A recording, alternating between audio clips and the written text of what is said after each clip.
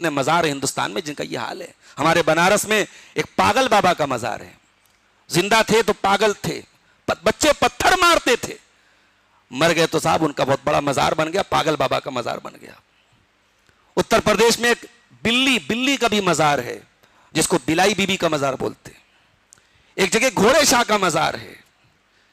یہ مسلمان کا حال ہے میرے پیارے ساتھیوں. تو دنیا میں سب سے پہلے شرک کیا تھا نوح علیہ السلام کی قوم نے, اور اتنے کٹر ہو گئے تھے کہ نوح علیہ السلام کی کوئی بات ماننے کو تیار نہیں تھے. اللہ نے حکم دیا کہ اے نوح کشتی بناؤ. نوح علیہ السلام کشتی بنانے لگے. اب وہاں پانی نہیں تھا دور دور تک, اور نوح علیہ السلام کشتی بنا رہے ہیں. تو قوم کے لوگوں نے مذاق اڑانا شروع کیا. کہا کہ بھائی یہ دیکھو, یہ حضرت کو دیکھو, نوح کو دیکھو, یہ تو صاحب یہ بڑئی کا کام کر رہے ہیں, کارپینٹر بن گئے, یہ تو صاحب کشتی بنا رہے ہیں. وَيَصْنَعُ الْفُلْكَ وَكُلَّمَا مَرَّ عَلَيْهِ مَلَأٌ مِّن قَوْمِهِ سَخِرُوا مِنْهُ قَالَ إِن تَسْخَرُوا مِنَّا فَإِنَّا نَسْخَرُ مِنْكُمْ كَمَا تَسْخَرُونَ. نوح علیہ السلام کشتی بنا رہے تھے اور قوم کے لوگ گزرتے تھے مذاق اڑاتے تھے. نوح علیہ السلام کہتے تھے کوئی بات نہیں, آج تم ہمارا مذاق اڑا رہے ہو, کل ہم تمہارا مذاق اڑائیں گے.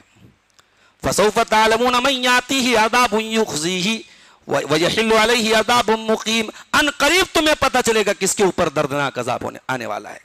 حَتَّى إِذَا جَاءَ أَمْرُنَا وَفَارَتِ التَّنُّورُ, یہاں تک کہ جب ہمارا عذاب آ گیا اور تندور ابل پڑا. تندور کس کو بولتے ہیں؟ یہ جو روٹی بنتی ہے نا, روٹی کے لیے جو ایک مخصوص چولہا تیار کرتے ہیں اس کو عربی میں تنور بولتے ہیں اور اردو میں تندور بولتے ہیں.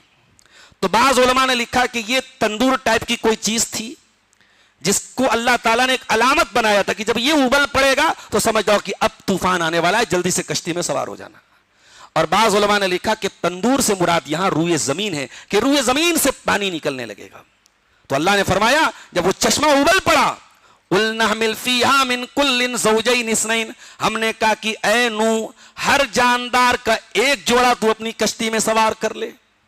نوح علیہ السلام کی کشتی میں اس وقت جتنے جانور تھے, جتنے جاندار تھے, سب کا ایک جوڑا حضرت نوح نے سوار کر لیا, اور جو ان کے ساتھ ایمان والے لوگ تھے ان کو بھی سوار کر لیا.